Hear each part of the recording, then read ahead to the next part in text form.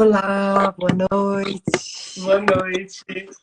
Tudo Tudo bem, bem? Denise? Tudo bem, e você? Tudo ótimo, uma honra falar contigo. Imagina, o prazer é meu. É muito alto Bom, meu enquanto o telefone. pessoal vai chegando, a gente vai conversando um pouquinho também. Você está em São Paulo, Denise? Eu estou em São Paulo, sim. Espera só um pouquinho que eu vou dar um jeito aqui nesse coisa, ficou muito alto. Só um minuto. Ah, tudo bem, fica à vontade. Enquanto isso, eu vou falando com o pessoal aqui, então, que o que é Tá. legal da nossa live é que vocês vão poder fazer perguntas também à Denise. Então, sintam-se à vontade. A Sininho, que me ajuda, ela vai ficar atenta aqui o site para pegar a pergunta de vocês e passar para mim. E daí eu já faço para Denise. Vou lembrar também que a live fica disponível tanto aqui no IGTV quanto lá no meu canal no YouTube, LipGo. Combinado? Agora deu certo. Agora foi. Bom, Muito alto. você está completando 50 anos de carreira, né? Esse ano. Isso. Bom, muito bem. Hoje teremos 50. muitos assuntos aí, então. Um túnel do tempo. Você é jovem. Oi? Felipe, você é muito, bastante jovem. Mais ou menos. Eu já tô com 31, você acredita? Ah, mas então não conta para ninguém, porque você não parece. E três, no máximo. Eu vou manter esse segredo, então, da idade. Isso, esconde. Denise, então, vamos começar o nosso papo. Primeiro, falando que você teve um grande incentivador, né? Da cultura, que era seu professor de geografia, né? Que costumava levar sua turma para ver as peças e tudo mais. Você acha que Era hoje em dia falta um incentivador assim nas escolas, de levar as turmas para irem ao teatro? falta, falta. Eu acho que hoje em dia os professores, eles têm muito menos condições de fazer esse tipo de trabalho. Eu sempre estudei em colégio estadual e os professores eram excelentes e tinham uma enorme disposição de fazer acompanhamento extra-classe. Então, a gente tinha muitas atividades fora do colégio e os professores adoravam fazer esse tipo de coisa. E o professor em especial, que era professor de geografia, professor Gáudio, com esse nome lindo, ele adorava teatro. Então, ele levava a gente para assistir todas as peças. Mas eu acho que é isso. Tinha ainda, apesar de já ser um período de ditadura, ainda os professores tinham mais respeito, mais reconhecimento.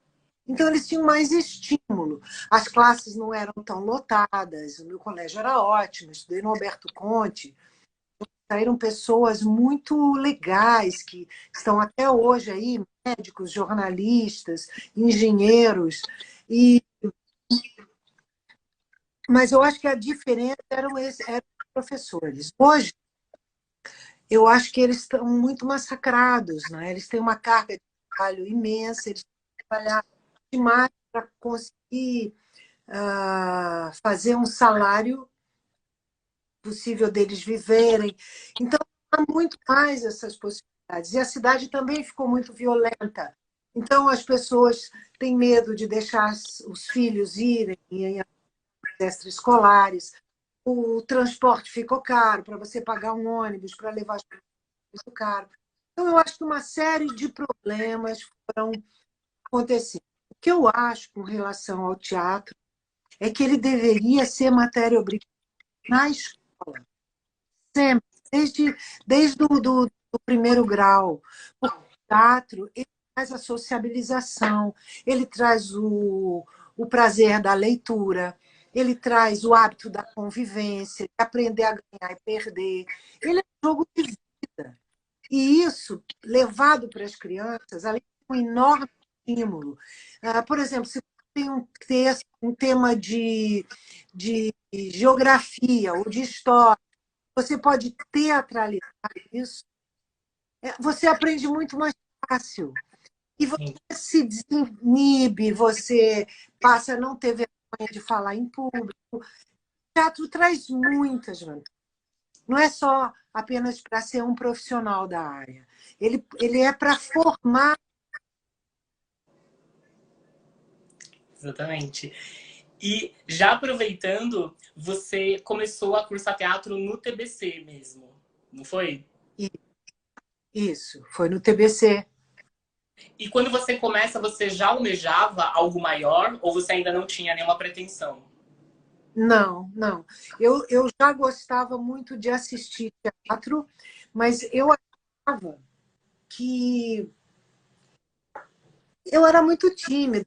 Minha mãe que me inscreveu no curso de teatro para ver se eu desinibia. Eu não saía de casa. Não tinha pandemia naquela época, eu saía de casa. Eu era uma garota que gostava de ficar em casa. Então, a mamãe escreveu nesse teatro. Eu já gostava de. Eu fazia cursos de teatro, de direção, de texto, mas eu não achava que eu fosse pisar no palco. Mas aí, quando eu fui para o curso do Emílio Fontana, do professor Fontana, a primeira vez que a gente ensaiava no palco do TBC, a primeira vez que eu vi, alguma coisa mudou na minha. E aí eu falei, nunca mais eu vou sair disso. É aqui que eu vou ficar. E ali eu fiquei mesmo. Do TBC, eu fui para o Teatro de Arena, outro curso, e de lá mesmo eu me profissionalizei. Então, desde o início, você teve apoio da sua família. Não houve resistência. Olha, são dois momentos. A minha mãe achava que eu ia fazer um teatro para desinibir, depois eu ia ser médica, porque ela queria. Então ela achava isso. Quando ela percebeu que eu tinha férias, que eu ia continuar na carreira, aí foi difícil, foi uma luta, porque chegava a lutar, o Teatro de Arena ia até 2 da manhã, eu voltava de ônibus e ela tinha medo, um universo que ela não fazia. Então foi uma batalha muito grande, depois que ela percebeu que não era só o curso de desinibição que eu ia levar. Não foi fácil, não. E só pra gente conseguir comparar, quando você vai pra TV e já começa a fazer novela, qual o tempo de duração que tinha pra você gravar para os tempos de hoje em dia que você costuma fazer a gravação? As novelas, os capítulos eram mais curtos. Mas também a gente não tinha legislação trabalhista que regulava os horários de trabalho. Enquanto não terminasse o roteiro, a gente ficava na televisão, podia durar o dia inteiro. Eu tive até uma foto, estou dormindo na TV, estou dormindo lá, esperando o dia inteiro, estou dormindo no cenário, num sofá no cenário. E então, hoje em dia tem um pouco mais de 11 horas. A gente trabalha 11 horas. Nossa, Desde a hora que chega, fazer maquiagem, mais o horário de almoço. A gente, por exemplo, hoje chego na televisão às 11, 11h30, dependendo da maquiagem, por característica de maquiagem de época, envelhecimento, como nos 10 por exemplo. Por isso, aí é 11 horas, tá? E vai até as 9 da noite, a uma e até as 9 da noite. Então, são muitas horas. mas daí você fica nessa ponte aérea porque você grava na Record que fica no Rio, né? Os estúdios. Aí você fica intercalando? Vivo na ponte aérea. Eu sou Nossa, muitos anos, há muitos anos, desde que eu comecei a trabalhar no Rio, direto, faço ponte aérea. Agora não podemos fazer todos trancados, sem estúdio, sem produção. é verdade. E durante um tempo, as novelas, elas aconteciam ali ao vivo, eram transmitidas ao vivo. Você acha que poderia reformular, de repente, e voltar a esse formato? Como novela, não. Do jeito que a gente conhece novela, eu acho que não. Mas eu acho que, inclusive em virtude do momento que a gente está vivendo, e todas as produções estão cobrando criatividade, cobrando inovações para a gente poder fazer com o público ao vivo, na internet, acho que sim. Acho que a gente pode começar a contar pequenas histórias, mas, obviamente, tem os recursos técnicos. A, a, a gravação de uma novela hoje oferece. Hoje, uma novela tem recursos limitados, tecnicamente falando, né? Então, aqui a gente descobrir uma nova forma de contar essas histórias por um canal que for ao vivo, como nós estamos fazendo essa entrevista. Deixa eu só relembrar o pessoal que entrou mais gente. Vocês vão poder fazer perguntas para a Denise, mas daí pode mandar aqui no chat mesmo, que daí a Sininho passa para mim. Denise, como a gente já comentou, 50 anos de carreira, né? Quando você pega a sua trajetória, qual o sentimento que vem com mais intensidade? É a gratidão ou a saudade? Não, é a gratidão. É a gratidão. Obviamente, eu sinto saudade de alguns papéis, sinto saudade de colegas, sinto saudade de ambientes, de teatros, mas gratidão por estar persistindo na profissão, de poder ter transformado essa coisa que eu amo na minha profissão, de viver dela até hoje. Eu sou muito, eu acho que sou uma pessoa só por causa disso. Denise, o pessoal está comentando aqui no chat em relação ao seu áudio. Eu não sei se está falhando talvez um pouquinho para eles. Você quer, de repente, não sei se você está com fone.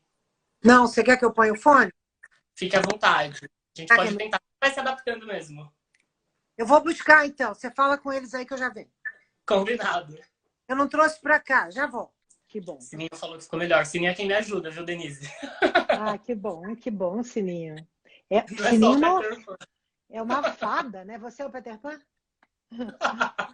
Não.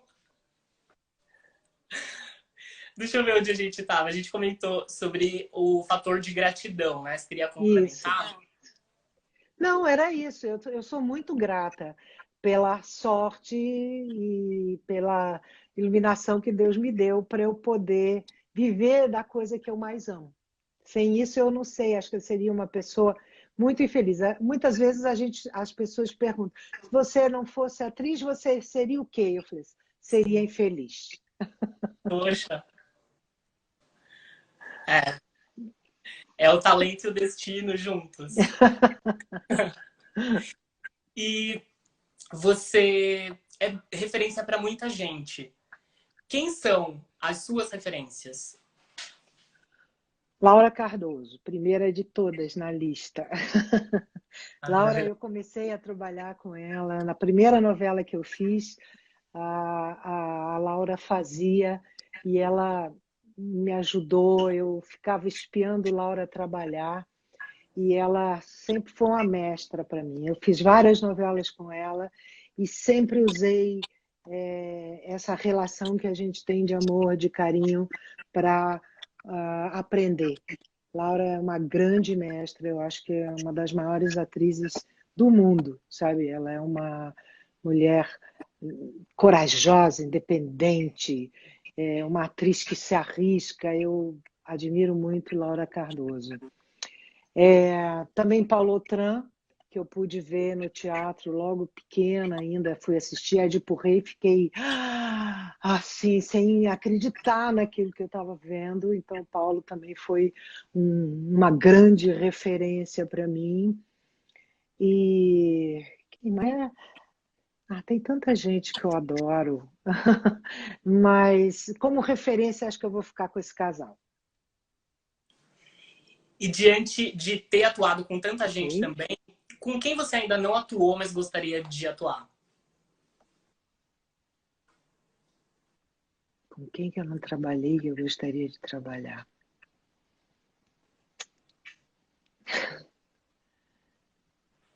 Nossa, não sei te responder isso agora. Estou aqui pensando. Eu já trabalhei com muita gente, muita gente. E as pessoas, muita gente da minha geração. Não sei te responder agora. Vou precisar pensar um pouco. Você já atuou com a Fernanda Montenegro? Não, olha aí, pronto. Tá vendo? Eu não, Maravilhosa. meu filho já atuou, mas eu nunca trabalhei com Fernanda. Nunca tive essa oportunidade. Eu trabalhei com Marília Pêra, que maravilhosa. Mas com Fernandona nunca trabalhei, não. Nunca trabalhei. Oh, é, essa é uma boa resposta que você É uma boa. me deu. Bom, no decorrer também você pode ir lembrando e comentar aqui, não tem Tá problema. bom, tá bom. Você sendo aclamada, né, por todo mundo, conhecida, já também ganhou diversos prêmios. Uhum. Qual o peso de um prêmio para o artista? Muda algo em você? Ou você ainda muitas vezes se vê questionando se você é valorizada profissionalmente? O Brasil não é um país que muito carinhoso com seus atores. Por exemplo, a juventude, por isso que eu fico muito grata quando um jovem como você se interessa pelo meu trabalho. As pessoas não são muito respeitosas com os atores. E, e nos, fora daqui, na Argentina, não precisa ir para a Europa, nem para os Estados Unidos. O ator é uma pessoa muito respeitada, muito acarinhada, muito querida mesmo. E nós aqui não somos assim. As pessoas vão lá, falam no meio da peça, liga o celular, falam não sei o quê, perguntam, se você está comendo no restaurante, eles vão lá e falam, fala aí, faz uma foto aqui, fez uma coisa. Tem bastante isso. E viajei, agora esqueci o que você perguntou. Sobre o peso de ser vencedora Do de... prêmio, dos prêmios. Então, quando a gente ganha o prêmio, você fala, nossa, agora, vou poder respirar, né? Mas não é verdade. Porque as pessoas esquecem logo, ou elas falam, ganhou, mas não merecia. E agora os prêmios, muitos prêmios são resolvidos na votação da internet. Muita gente não viu o trabalho. É só uma torcida que fica votando e a pessoa não sabe. Então ganha quem tem mais seguidores e não quem fez um trabalho mais reconhecido.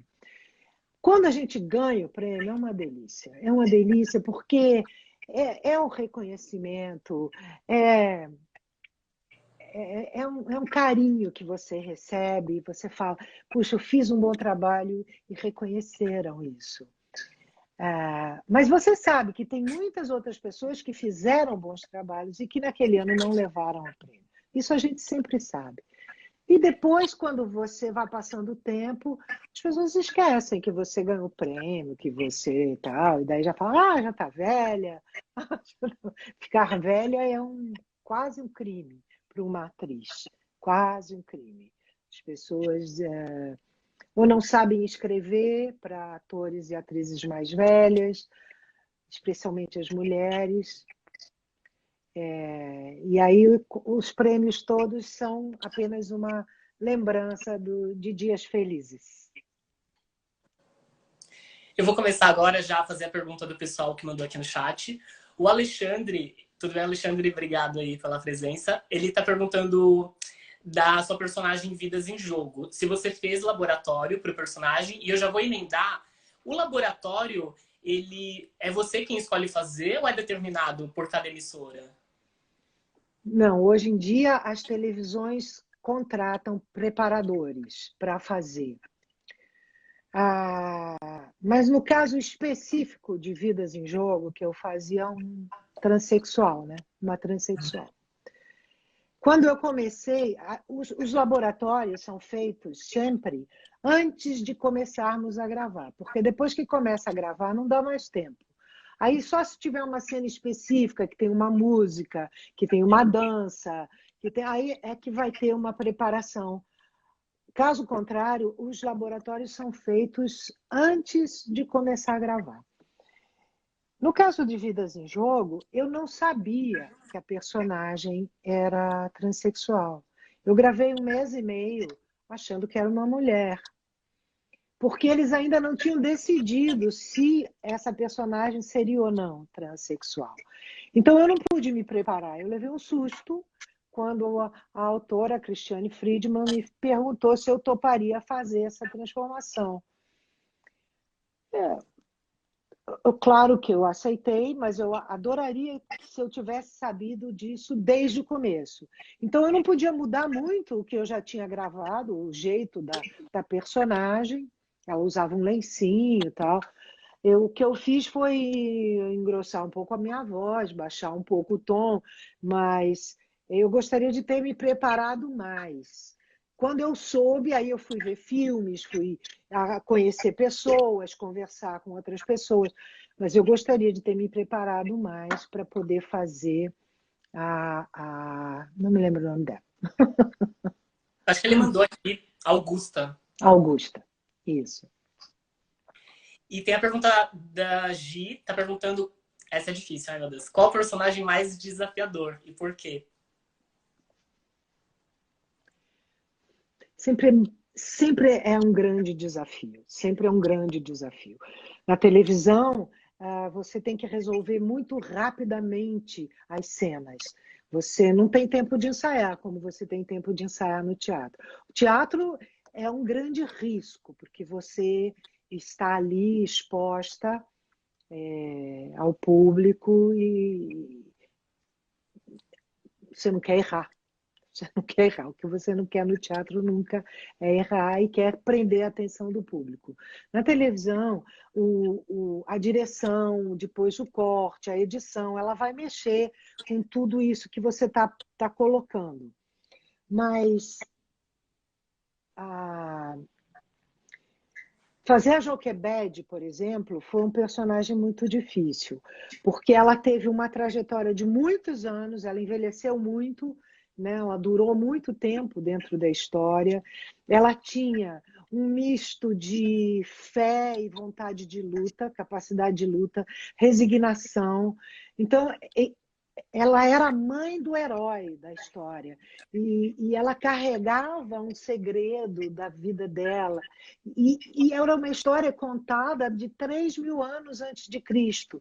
Então também um comportamento, o jeito de andar, de comer, de sentar, de falar, tudo isso exigia muita dedicação para você alcançar uma verdade, alcançar que o público acreditasse que a Denise estava fazendo essa mulher de 3.000 anos atrás. Acho que a Joquebed foi o personagem que pediu muito de mim. E como você se preenche? O que você gosta de ler? O que você gosta de assistir? Eu gosto de ler romance, adoro romances.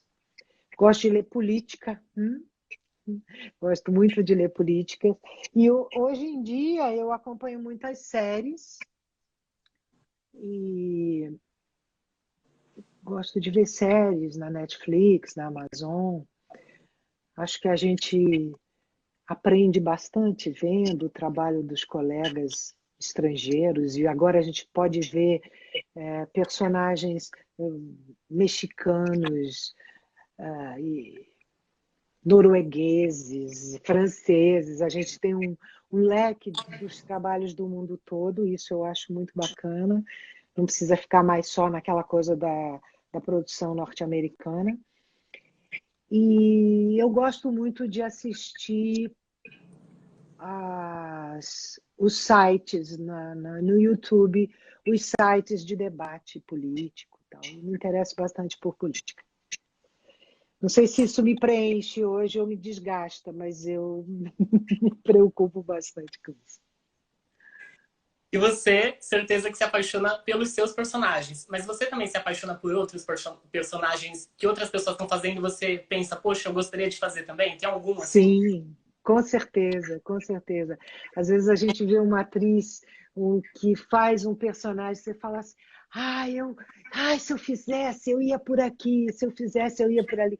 Com certeza, sempre a gente se apaixona pelo personagem de outro. A gente sempre quer fazer uma coisa diferente. Eu, por exemplo, sempre tenho vontade de fazer uma grande vilã, sabe? Sempre tenho vontade e ainda não consegui fazer uma grande vilã que comece do começo ao fim para ver se eu consigo fazer vilã sem fazer o clichêzão da malvada. Essa é uma coisa que eu tenho muita vontade de fazer. Então, quando eu vejo, por exemplo, a Fernanda fazendo uma vilã que ela faz lindamente, né? Com economia, aí eu falo, ai, como eu gostaria de fazer isso. Não sei se como ela, porque quase isso é impossível, mas do meu É. jeito. Faz muito bem, imagina. É, E você, quando vai compor um personagem, você tem esse medo de cair num estereótipo? Você tem esse medo mesmo? com certeza, com certeza. Isso é sempre uma ameaça, porque ainda mais no teatro você tem como ir corrigindo. Porque Uhum. às vezes você pode até errar a mão e na estreia está exagerado, mas você vai consertando ao longo da temporada. Na televisão não tem como. Se você errou ali, vai para o ar daquele jeito. No cinema é a mesma coisa. Então você fica sempre muito procurando o equilíbrio entre não exagerar, não fazer o estereótipo e não ficar um papel em branco, porque tá aí também fica uma chatice. Então, onde que está esse tônus, essa força, a existência desse ser? Onde é que você vai buscar isso? Para ela que ela seja inteira, interna e externamente. Tudo, o gesto, a voz, o ritmo da fala, o ritmo dos movimentos, tudo isso. E tudo isso você sempre corre o risco de exagerar. Por isso sempre é importante um bom diretor que te diga menos, menos, menos. Já que você comentou de teatro, a gente tem os críticos de teatro, enfim, eu gostaria de saber para o artista, qual o peso de uma crítica, de um crítico de teatro para uma crítica popular, das pessoas que viram tua peça? Tem o mesmo peso ou não? O peso da crítica, para mim, vou falar por mim, para mim já foi mais importante. Porque eu conheci grandes críticos, Sábato Magaldi, eu conheci grandes críticos. E então eu respeitava muito. Quando eles falavam que estava errado, eu ia pensar muito o que estava errado. A opinião popular, para mim, é a mais importante, porque o meu trabalho é feito para quem está assistindo. Eu existo em função do público. Então, se eu receber uma crítica ruim do público, eu vou realmente me preocupar e tentar consertar, entender por que eles não estão gostando. E se isso não trair o meu princípio de interpretação, de visão de teatro, eu vou mudar. Porque é muito importante. Eu faço para o público. Se o público começa a virar as costas, para que eu estou fazendo? Não tem sentido. Então, a crítica acadêmica, vamos dizer assim, dos grandes críticos e tal, ela é importante, mas nem sempre ela é motivo da gente mudar o trabalho. A crítica do público, a gente é muito mais suscetível a mudar, a consertar o que o público está encontrando errado. Agora, por exemplo, isso podia ser num teatro, falar assim, não estou te ouvindo. Uhum. Pode ser num teatro. Aí, aquela pessoa fala baixo, a gente não ouve o que ela fala. Isso é uma coisa que você tem que consertar. Ou está exagerado, não acreditei. Não acreditei, aí, meu filho, aí vai estudar, consertar tudo de novo, ensaia novamente. A Gi tá aqui no chat, e se for a Gi que eu tô pensando, ela é atriz maravilhosa também. Ela tá perguntando pra você, teve algum papel que te deixou doente, assim, desgastante, fisicamente ou mentalmente? Teve sim. Eu fiz a Florbela Espanca, uma poeta portuguesa, num texto do Alcides Nogueira. Eu ganhei prêmio com esse trabalho, prêmio governador de estado. Mas a Florbela era uma personagem que suicida com 35 anos, no dia do aniversário. E ela era uma personagem que teve uma vida muito frustrante, frustrada. Escrevia lindamente, poemas maravilhosos, cartas espetaculares, mas ela teve uma vida, ela era muito moderna para o tempo em que ela nasceu. Numa cidadezinha em Portugal, atrasada, tacanha, que via a mulher de um jeito assim, para botar aquela roupa preta e ficar num canto, servindo o marido. Então ela sofreu muito na vida. E, ao mesmo tempo, ela era um gênio da poesia, da palavra. Ela me deu de presente, estudar a Flor Bela, me deu de presente a língua portuguesa. Eu reconhecer a grande beleza da língua portuguesa. Então, quando eu fiz a Flor Bela, foi muito desgastante para mim. Foi muito desgastante, porque era um espetáculo que pedia muito, que tinha que ter a força da palavra, que ela tinha uma paixão pelo irmão, o irmão morre, o irmão era aviador, e ele cai no Rio Tejo. Então, essa personagem me desgastou muito. Eu amava fazer, amava, mas acabei precisando de férias quando terminou a personagem. E foi uma temporada grande porque o personagem foi a peça foi um sucesso. E então a Flor Bela, eu me lembro que Maria, sugou meu sangue. Depois de uma longa temporada, ou mesmo novela, quando você faz, né, durante muito tempo, você tem um momento seu que você precisa se despedir daquele personagem? Tem. Despedir de um personagem é sempre um luto. A gente sempre fica triste, porque é um universo, você se despede de um universo real e de um universo imaginário. Você se despede dos colegas, dos técnicos, do teatro, do estúdio, e você se despede daquele universo imaginário, que são as personagens, aquela história aonde ela correu. Você vai ficando, você vai ficando triste, triste, triste. É por isso que a gente tem uma certa ânsia de querer emendar logo um novo trabalho para não sofrer muito com aquele que a gente foi deixando. A gente precisa, sim, de um tempo para a gente. Mas já fica pensando, quero fazer outra coisa, quero outra, para preencher talvez esse vazio que dá na alma da gente quando você se despede de um trabalho. A Gi, que eu tinha comentado, ela é atriz, sim, mandou confirmando, foi a que eu imaginei que fosse. Aliás, se você puder mandar um beijo para ela, que ela é super sua fã. Gi, um beijão para você. Muito obrigada, querida. Obrigada por estar acompanhando. Muito bem. Aí ela quer saber, porque ela lida com o teatro imersivo. Aí eu já vou emendar uma pergunta minha também. Ela está perguntando o que você acha do teatro imersivo e se você já fez alguma peça, vou emendar. Você já fez alguma peça envolvendo o teatro imersivo? Não, nunca fiz. Para dizer a verdade, eu nem sei direito eu não sei direito como é que é teatro imersivo. A Gi vai poder explicar melhor que eu, mas como eu vi uma peça dela, vou explicar da maneira leiga que eu sei.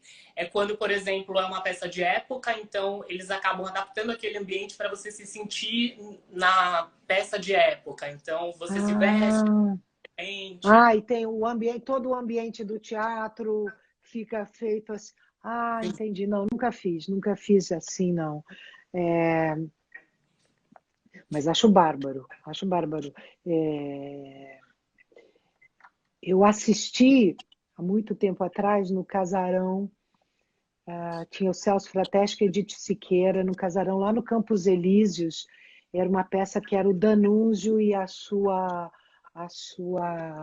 poeta, o poeta italiano Danúzio e a sua musa inspiradora. E era no Casarão e a gente seguia as pessoas, ia na cozinha, ali tinha comida, quem queria comer, quem queria ir ver eles namorando ia no outro lugar. É muito interessante isso, muito interessante. E provoca uma proximidade com o público, né? Tem que ter uma cumplicidade, uma confiança no público que é impressionante isso. São quase ações, né? São performances junto, bem coladas no público, né? Isso é muito interessante. Ah, Gi, me avisa quando você estiver fazendo que eu quero ver. Quando Olha aí, puder, né? Agora. é verdade. Ela falou, estudou com o Celso, ela falou no Ágora. Ah, tá. Então. Mandou aqui no chat. Ah, que legal. Grande, grande professor. E Denise, sua mãe sempre te incentivou a gostar de cinema, sempre te incentivou com essa arte. Já teve alguma Aham. proposta de você fazer um filme sobre a sua vida, ou um documentário, algo do tipo? Não, não. Acho que minha vida não é tão interessante assim Ah, para fazer uma coisa. Não, eu tenho uma vida muito normal, realmente. O que tem de interessante na minha vida são os trabalhos, as peças, as novelas, as vivências que eu tive com outros atores e atrizes. Fora isso, eu tenho uma vida muito simples, muito normal. Sempre tive, nunca fui maluca.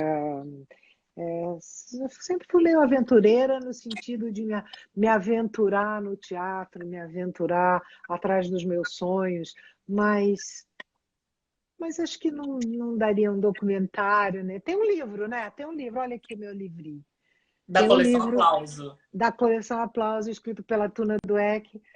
Eu já fiquei maluca, falei assim, meu Deus, tem um livro sobre mim. E aqui a gente conta umas peripécias e tudo da minha vida até um momento em que o livro foi escrito.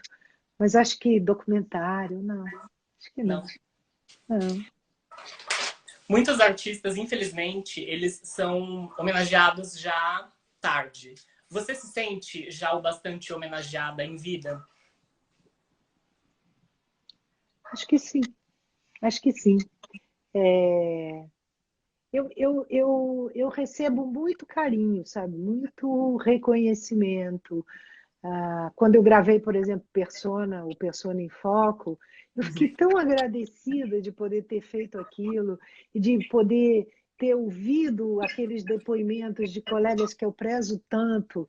Ah, eu achei que, nossa, será que eu mereço tanto carinho, tanto amor assim dessas pessoas que eu admiro tanto?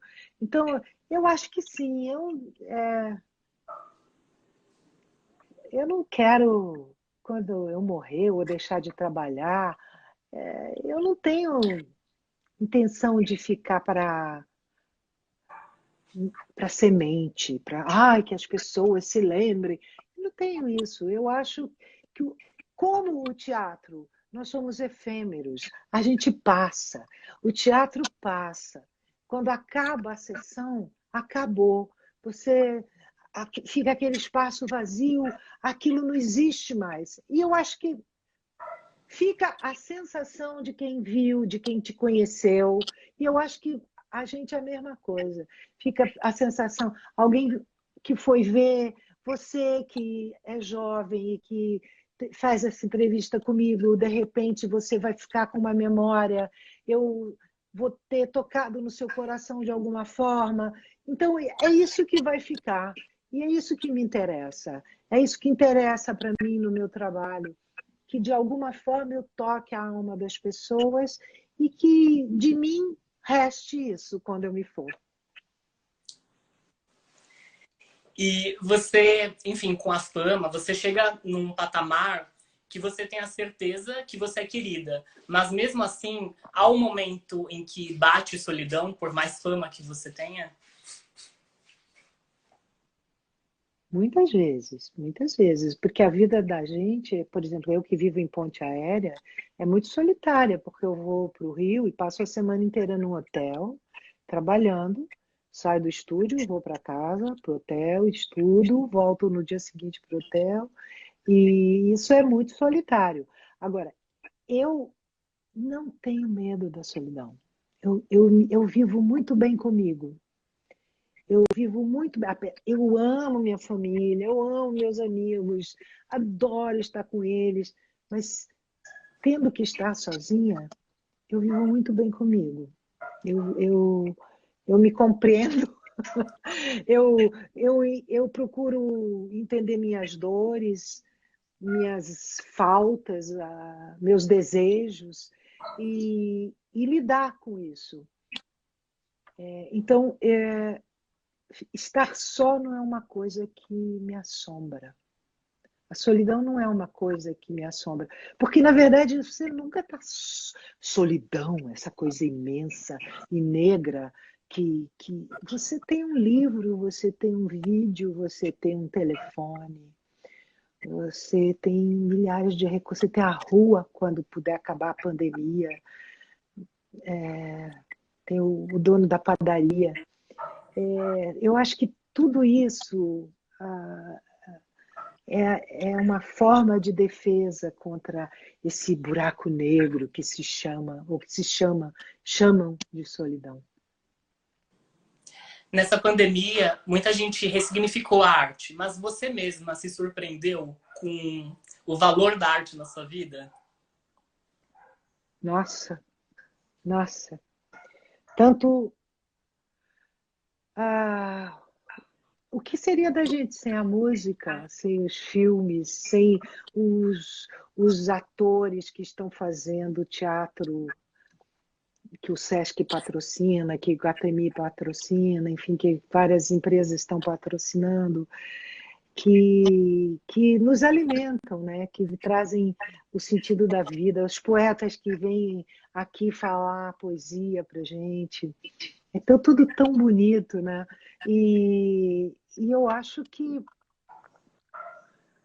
a arte, eu acho que é o momento de todo mundo reconhecer a necessidade que nós temos da arte, a necessidade, como isso preenche a nossa vida, como alegra, como te faz pensar, e como ela, sim, é uma enorme companhia.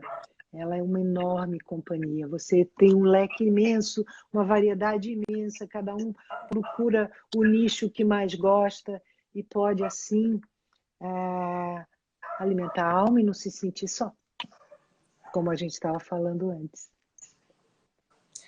Agora uma pergunta do chat. O Jefferson está querendo saber sobre Madalena, de Topíssima. Um pouco, como foi essa experiência? A Madalena era um personagem bem coadjuvante, né? Ela era bem... não estava na família principal, tudo. E, de repente, Madalena ganhou um tamanho, e o Zeca também, né? O casal, eu e meu querido amigo PC, a gente conseguiu fazer a nossa família crescer bastante. E ela foi deliciosa porque ela era uma mulher da maior simplicidade, uma mulher como qualquer outra. E muitas e muitas mães me escreviam e falavam das dificuldades que elas tinham com as próprias filhas, que as mesmas dificuldades que a Madalena enfrentava com o filho e com a filha, elas enfrentavam em casa. Então, essa busca que eu fiz de fazer ela o mais natural possível, sem nenhum glamour, completamente atirada naquela cozinha e cuidando da casa, uma mulher do lar completamente, sem nenhuma coisa intelectual, ela era uma mulher da vida, do dia a dia. Então, aproximou muito das mulheres, das mães simples desse Brasil. E essas mães vinham muito falar comigo, me perguntavam coisas aqui, porque se sentiam representadas naquela mulher. Isso me deu muita alegria, porque o personagem cresceu, ganhou umas histórias incríveis e foi virou a mãe, a mulher simples do Brasil, que mora numa comunidade, que trabalha e cuida dos filhos e quer fazer deles as melhores pessoas possíveis. Você é uma atriz de muitas conquistas. O que falta para você se sentir realizada hoje em dia profissionalmente? Hoje em dia eu quero voltar para o teatro. Eu quero fazer minha peça de teatro, preciso. Eu estava ensaiando quando chegou a pandemia, estava ensaiando no Rio com a Ângela Vieira, um texto do Sinisterra chamado O Cerco, que ia ser dirigido pelo Vitor, que vai ser, mas estava sendo dirigido pelo Vitor Peralta e já teria estreado dia 4 agora, no Rio de Janeiro lá. Então, agora eu quero fazer essa peça. Eu nunca vou ficar satisfeita, nunca. Realizada, nunca. Eu quero sempre mais, eu quero sempre mais. Eu quero sempre seguir trabalhando enquanto eu tiver memória, força nas pernas e nos braços e voz. Eu quero continuar trabalhando, eu nunca vou me sentir satisfeita. Eu quero mais, sempre mais. E vamos ver quando a gente puder voltar a fazer um trabalho na televisão, né? Também eu vou adorar. A peça, ela ia ficar primeiro no Rio, em cartaz, não é? Isso, ela ia estrear no Sesc Ginástico, lá no Rio, e depois viria para São Paulo. Que bom. Então ainda te verei, por favor. Agora, quem sabe se a gente já, quando voltar tudo, a gente estreia em São Paulo mesmo. Sei lá, agora a gente não sabe. Sim, por favor. A Beatriz está perguntando para você sobre essa mudança na categoria dos atores, né? Que antes muitos vinham de cursos de teatro, enfim, do teatro raiz, digamos assim. E hoje em dia, vários atores, alguns vêm de reality show e tudo mais. Quer saber sua opinião? Como você lida com isso? Será que a gente está se adaptando a um novo formato de atores aí sendo desenvolvidos? A televisão, ela valoriza muito a beleza. Hoje em dia valoriza também a influência nas redes sociais. Então, tem muita gente, atores e atrizes, que que estão entrando em novelas e tal, por esses canais, por essas virtudes. Se a pessoa não se aperfeiçoar, não aprender, não estudar, mesmo depois que estiver lá, ela vai parar no meio, ela para rápido. Ela não tem vida longa na carreira. Não tem, é muito difícil. O público não é bobo, ele sabe o que é bom. O público sabe, pode ser a pessoa mais simples. Se eles não estiverem convencidos daquele trabalho, se não for verdadeiro, ele desiste. E a pessoa acaba. Muitas dessas pessoas, homens e mulheres, vão se aperfeiçoando e ficam ótimos. Viram ótimos atores e atrizes e têm uma longa carreira pela frente. Então, eu acho que,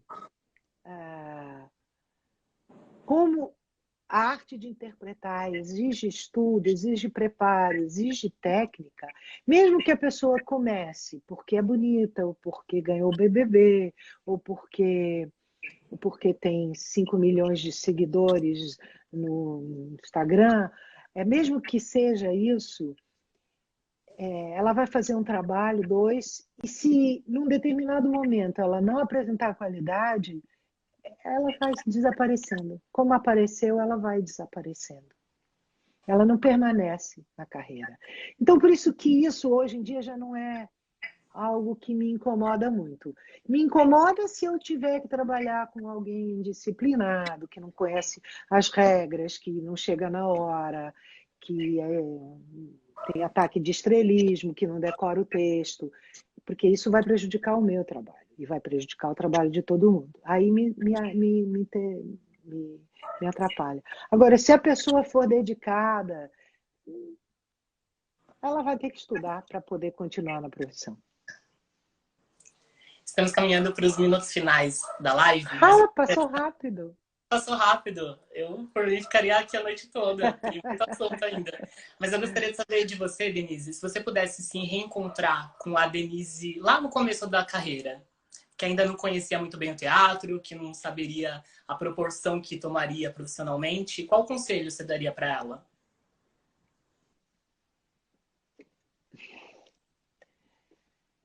Se essa Denise, lá do começo, eu diria para ela, seja mais corajosa, arrisca mais. Eu acho que fui muito prudente logo no começo. Eu podia ter sido mais louca, mas eu diria para ela, seja mais atirada e não tenha vergonha de si mesma. Maravilhosa. Antes de me despedir de você, quero agradecer o pessoal que esteve presente aí no chat. Muito obrigado por todas as perguntas. Sei que chegaram muito mais, mas, enfim, o máximo que a gente pôde fazer, a gente fez. E, Denise, muito obrigado. Primeiro, pela confiança, por topar participar da live e pela sua generosidade. Eu só posso agradecer e muito por tudo que você faz pela arte, por nos emocionar, por nos encantar, nos incentivar. Muito obrigado mesmo. Eu que agradeço, Felipe, você, seus seguidores e as pessoas que nos acompanharam nessa live. Espero que a gente se reencontre em breve e que você possa ir ao teatro me assistir. Por favor. Você Quero te dar um e abraço. todo mundo, que os teatros abram as portas novamente. Certeza. Vou te dar um abraço ainda pessoalmente. Tá, com certeza. Um Beijo beijo. grande. Sucesso. Fica com Deus. Obrigada, tchau.